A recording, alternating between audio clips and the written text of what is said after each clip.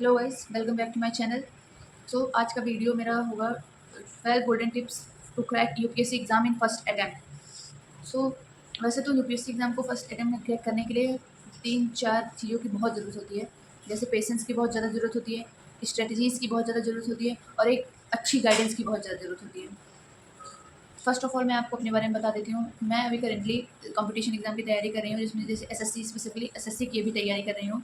आगे भी बहुत सारे एग्ज़ाम जैसे दिल्ली पुलिस या अदर एग्ज़ाम की भी मैं तैयारी कर रही हूँ, बिकॉज सिलेबस सारे सेम ही होते हैं। बट मैं 1 साल पहले यूपीएससी की एग्ज़ाम की तैयारी कंटिन्यू की थी। मैंने फर्स्ट तैयारी अपनी यूपीएससी की एग्ज़ाम की ही की थी, बट अभी मैं उससे थोड़ा ड्रॉप ली हूँ और आगे उसको कंटिन्यू भी करूँगी।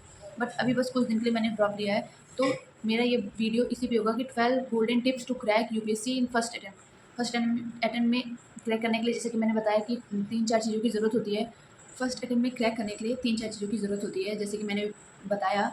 बट वही मैं अभी आपको शेयर करूँगी कि 12 गोल्डन टिप्स क्या हो सकते हैं, जिससे आपको थोड़ी गाइडेंस मिल सके और आप अगर इसको फॉलो करते हैं तो आपको थोड़ी बहुत हेल्प हो सके। Life is all about struggle.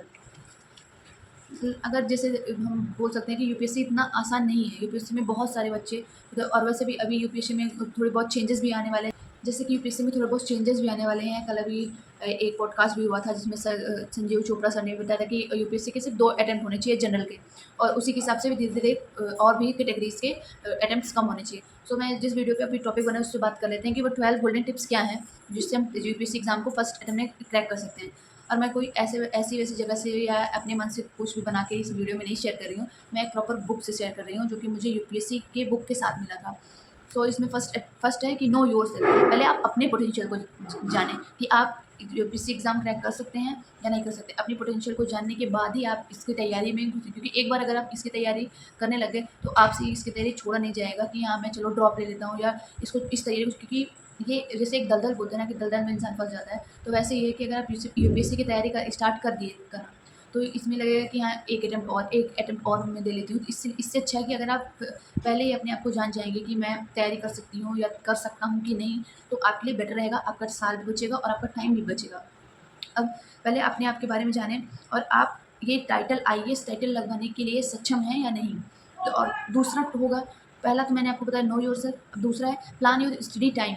आप अपने पढ़ने के टाइम को, जब भी आपको पढ़ना हो, अपने पढ़ने के टाइम को प्लान करें कि मुझे एक टाइम को स्लॉट में डिवाइड करें कि मुझे सुबह पढ़ना है या शाम को पढ़ना है। कुछ लोग होते हैं जो शाम को पढ़ने में अच्छा लगता है, कुछ लोग को सुबह पढ़ने में अच्छा लगता है। तो जैसे आपको लगे आप वैसे सुबह भी पढ़ सकते हैं, बट मैं ज़्यादातर पढ़ना आपको प्रेफर करूँगी सुबह। सुबह पढ़ना बहुत इंपॉर्टेंट होता है, बिकॉज उस टाइम पे आपके ब्रेन की पावर बहुत तेज़ रहती है, कोई भी डिस्टर्बेंस नहीं होता है, और आपके लिए टाइम को मैनेज करना और लोगों से ज़्यादा आसान हो जाता है।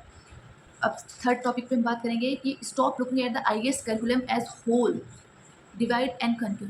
आपको मतलब एक ऐसे सिलेबस को एक साथ नहीं देखना है, सारे सिलेबस को एक साथ नहीं, एक डिवाइड करके, मतलब जैसे स्लॉट वाइज करके चलना है कि जैसे पहले प्रीलिम्स का क्या सिलेबस है, पहले प्रीलिम्स के सिलेबस को कंक्लूड करें, उसके बाद सीसैट का क्या सिलेबस है, फिर जीएस1 का क्या सिलेबस है। एक एक करके अगर आप पहले सिलेबस को समझेंगे, तब जाके आपको कुछ दिमाग में बैठेगा कि यूपीएससी आपसे पूछना क्या चाहता है, वो क्या पूछना चाहता है और क्या पूछ सकता है, और आपको क्या पूछ सकता है ये आइडिया तभी होगा जब आप पीवाईक्यूज को सॉल्व करेंगे। तो पहले उसको एक साथ आपको नहीं देखना है कि हाँ कितना बड़ा सिलेबस है, डर जाना है, ये नहीं करना है। पहले उसको सिलेबस को पहले आप प्रिंट आउट निकलवा लीजिए। प्रिंट आउट निकालने के बाद उसको डिवाइड कीजिए स्लॉट वाइज से, उसको डिवाइड कीजिए कि कैसे पढ़ना है, क्या पढ़ना है, उसको डिवाइड कीजिए, तब पढ़िए, तब वो आपके लिए आसान होगा। जैसे थ्योरी पेपर हो गया, history, economy, polity, geography, optional तो आपके ऊपर है, आप ऑप्शनल क्या चूज़ करते हो। और एप्टीट्यूड जैसे सीसैट में अपना टाइम लीजिए, आप देखिए उसमें क्या पूछ रहा है, पीवाईक्यूज देखिए क्या पूछ रहा है। तो नहीं तो वैसे तो पढ़ने के लिए बहुत लोग पढ़ रहे हैं, बहुत लोग सबको तो जॉब मिल नहीं जा रही, सबको तो यूपीएससी क्रैक हो नहीं जा रहा। तो आपको स्ट्रेटेजी के हिसाब से चलना है कि कैसे मैं इसको फर्स्ट अटेम्प्ट में क्रैक करूँ। और फर्स्ट अटेम्प्ट में तभी क्रैक होता है जब आप हर चीज़ों को डिवाइड करते हुए चलते हैं कि मुझे पढ़ना क्या है, पूछ क्या रहा है यूपीएससी, और क्या पूछ सकता है, उसी हिसाब से आपको करना है। अब फोर्थ पे आते हैं। फोर रूल है, टिप है, रीड न्यूज़पेपर रेगुलरली। जैसे फर्स्ट ईयर तैयारी कर रहे हैं, तो फर्स्ट ईयर आप एनसीईआरटी को दीजिए। एनसीईआरटी आपकी कंप्लीट हो जाए तो सेकंड ईयर से आपको न्यूज़पेपर धीरे-धीरे आपको मतलब एक हैबिट बना लेनी है। वैसे तो आप पूरा न्यूज़पेपर पढ़ नहीं सकते, मतलब 3 साल, अगर आप 3 साल 4 साल तैयारी कर रहे हैं, तो आप न्यूज़पेपर नहीं, जैसे आप अगर 12th के बच्चे हैं, 12th के जैसे ग्रेजुएशन के बच्चे हैं, तो आप फर्स्ट ईयर में न्यूज़पेपर में मत जाइए, आप सेकंड ईयर से न्यूज़पेपर। फर्स्ट ईयर आपको मोस्ट प्रायोरिटी आप दीजिए एनसीईआरटी को, पहले एनसीईआरटी कंप्लीट करिए। एनसीईआरटी कंप्लीट करने के बाद आप देन न्यूज़पेपर पे जाइए, तभी आपको कुछ क्लियर होगा, क्योंकि जब तक आपकी ज्योग्राफी और ये पॉलिटी नहीं क्लियर होगा तब तक आपको न्यूज़पेपर समझ ही नहीं आएगा, न्यूज़पेपर में बात क्या हो रही है। इससे अच्छा है तो पहले आप एनसीईआरटी कंप्लीट कीजिए, एनसीईआरटी 6 to 12 जैसे सब एजुकेटर बताते आते हैं कि 6 to 12 मोस्ट इंपॉर्टेंट है यूपीएससी के लिए, वैसे ही 6 to 12 पहले कंप्लीट कीजिए, उसके बाद न्यूज़पेपर आप पढ़िए। न्यूज़पेपर वो आपकी पसंद का कोई भी हो सकता है, न्यूज़पेपर, मैगजीन। अब तो बहुत सारे एडिटोरियल भी यूट्यूब पे आने लगे हैं, अगर आप न्यूज़पेपर नहीं बाय कर सकते, आप नहीं अफोर्ड कर सकते, तो आप एडिटोरियल भी पढ़ सकते हैं, एडिटोरियल नोट्स बनाइए, एडिटोरियल को पढ़िए, उससे भी आपका बहुत सारा कवर हो जाएगा। अब फिफ्थ आते हैं, फिफ्थ टिप क्या है, take your frequent break. Breaks के बिना तो मतलब यूपीएससी एक ऐसी लॉन्ग जर्नी है, जिसे आप कभी आपको लगेगा कि मैं छोड़ देता हूँ, मैं नहीं करता हूँ, या मैं छोड़ देती हूँ, मुझसे नहीं हो पाएगा। ये बहुत लॉन्ग जर्नी है, इसमें आपको धीरे धीरे एक छोटे ब्रेक भी लेने चाहिए। जैसे आपने 20 मिनट पढ़ाई की, 20 मिनट की पढ़ाई होगी, वैसे आपको जैसे 1 घंटे आपने पढ़ाई की तो आपको 5 मिनट का ब्रेक लेते हुए जरूर चलना है, क्योंकि ब्रेक लेने से ये होगा कि आपका थोड़ा माइंड भी फ्रेश रहेगा और पढ़ने में मन भी लगेगा। अब 6 पे आते हैं, 6 रूल क्या है, आपको नोट्स हर एक टॉपिक के बनाने हैं, क्योंकि जब रिवीजन का टाइम आता है तो हमको फिर से दोबारा ना पढ़ना पड़े, इस वजह से नोट्स आपको प्रॉपर बनाने चाहिए। नोट्स हमको पेपर में भी हेल्प करेंगे तब रिवीजन करने के लिए, और नोट्स एक हमेशा के लिए हो जाता है कि जैसे कुछ भी भूल रहे हो, कुछ भी देखना हो तो उससे नोट्स से हमें मिल जाता है, तो मेक प्रॉपर नोट। अब हम सेवन्थ पे आते हैं, सेवन्थ रूल क्या है, टिप क्या है, start framing your own question. जैसे आपको अब एक आप बड़े लेवल की तैयारी कर रहे हैं, आईएएस की तैयारी, एक डिस्ट्रिक्ट को संभालेंगे, तो आपको आपके अंदर वो पोटेंशियल होनी चाहिए कि आप खुद भी क्वेश्चन को फ्रेम कर सकें। जैसे आपने कोई एक क्वेश्चन देखा पीवाई को, उसको अपने तरीके से फ्रेम करने की कोशिश करिए, अपने तरीके से आंसर करने की कोशिश करिए। तो और सबसे मोस्ट इम्पॉर्टेंट, ये 12 टिप्स में से मोस्ट इम्पॉर्टेंट टिप है, make maintain a healthy diet and regular sleep. Most important, healthy diet and regular sleep. Sleep और हेल्दी डाइट में आप बिल्कुल भी ज़रा सा भी उसमें ऐसा ना हो कि आप 3 घंटे सो रहे हो, 6 घंटे नींद आपको इसमें बहुत ज़रूरी है, बिकॉज तो अगर आपका माइंड ही नहीं सही रहेगा, आपकी हेल्थ ही नहीं सही रहेगी, तो योग तैयारी का कोई मतलब नहीं है, और फर्स्ट अटेम्प्ट में कहाँ ही निकलेगा। तो आपको मेंटेन हेल्दी डाइट रखनी है और रेगुलर स्लीप तो आपको लेना ही है, ऐसा भी एक स्लीप आपका मिस ना हो। अब आ जाते हैं 9th, प्लान एंड एग्जीक्यूट।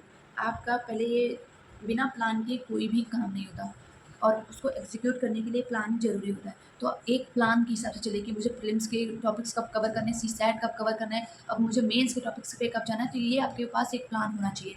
अब 10th पे आते हैं, मॉक टेस्ट मोस्ट इंपॉर्टेंट। जैसे कि मैंने बताया कि पीवाईक्यू से आपको एक आइडिया मिलता है कि कैसे क्वेश्चन यूपीएससी पूछता है, तो वैसे अगर आप मॉक टेस्ट देंगे तो आपको एक टाइम का आपको पूरा ब्रीफ मिलेगा कि कितने टाइम में मैनेज कर पा रहा हूँ, कि मैनेज कर पा रही हूँ या नहीं। तो आपको mock test most important, mock test तो सभी एग्जाम्स के लिए मोस्ट इंपॉर्टेंट होता है कि मॉक टेस्ट से आपको ये आइडिया मिल जाता है कि मेरा कौन सा वीक टॉपिक है, कौन सा स्ट्रॉन्ग टॉपिक है। अब हम आते हैं 11th पे। 11th टिप है revision, revision and revision. Revision is most important. अगर आपने सब पढ़ ही लिया है, सब लिख लिया, लेकिन आप रिवीजन नहीं कर रहे हो तो सब बेकार है, बिकॉज आपको 1 दिन याद रहेगा, 2 दिन याद रहेगा, 3 दिन याद रहेगा, 3 दिन के बाद ऑब्वियसली आप भूलने वाले हो, क्योंकि रिवीजन के बिना कुछ भी याद नहीं रहता। इसलिए हर एक एग्जाम के लिए, मैं केवल यूपीएससी के लिए ही नहीं बता रही हूँ आपको, मैं हर एक एग्जाम के लिए बता रही हूँ कि revision is most important. Revision is very important when you are facing an exam as a tough as UPSC exam. तो हमें जब जब हम कोई कंपटीशन एग्जाम जैसे एसएससी या नॉर्मल एग्जाम की तैयारी कर रहे थे, उसमें रिवीजन जरूरी होता है, तो यूपीएससी में सोचो फर्स्ट अटेम्प्ट में निकालने के लिए कितना जरूरी होगा। और इसमें तो बहुत सारे टॉपिक्स होते हैं, बहुत सिलेबस तो इसका पूरा बड़ा होता है, इस वजह से रिवीजन मोस्ट इंपॉर्टेंट है। Since the UPSC syllabus is very vast and diverse, covering multifarious subject, it is a natural to forget things that you had studied earlier। मतलब ये नेचुरल है कि इतने सारे सिलेबस, इतना सारा सब्जेक्ट होने है इसमें, ये आपकी नेचुरल है कि आप ये भूल सकते हो अगर आप रिवीजन नहीं करोगे तो। और सबसे लास्ट एंड मोस्ट इम्पॉर्टेंट है, स्टे पॉजिटिव। आपको पूरी जर्नी में, क्योंकि ये लॉन्ग जर्नी है, 1 साल 2 साल 3 साल, ये पूरी लॉन्ग जर्नी है, इसमें आपका आत्मविश्वास टूटेगा, इसमें आपको लगेगा मैं गिव अप कर देता हूँ। इसलिए अगर आपको यूपीएससी क्रैक करना है तो आपको पॉजिटिव रहना पड़ेगा। The most important aspect of the entire UPSC journey is to stay positive. There are time when it's can get quite overwhelming. जब आपको लगेगा कि बहुत ज़्यादा हो गया, क्या करूँ मैं, यू विल फील डिप्रेस्ड, आपको डिप्रेशन जैसा लगेगा। Remove negative thoughts from your head and work on.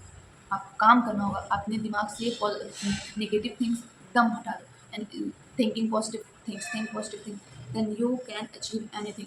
अगर आप पॉजिटिव नहीं हो ना तो आप कुछ नहीं कर सकते, बिकॉज हमारे आसपास वैसे भी बहुत नेगेटिव लोग भरे होते हैं हमको डिमोटिवेट करने के लिए। आपको अपने बारे में सोचना है, दूसरों के बारे में नहीं। जिंदगी भर अगर आप दूसरों के बारे में सोचते रहोगे तो आपके बारे में कोई नहीं सोचने वाला।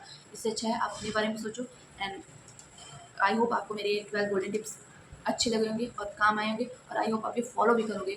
तो मैं चाहती हूँ आप ये फॉलो करो और फर्स्ट अटेम्प्ट में आपका निकले।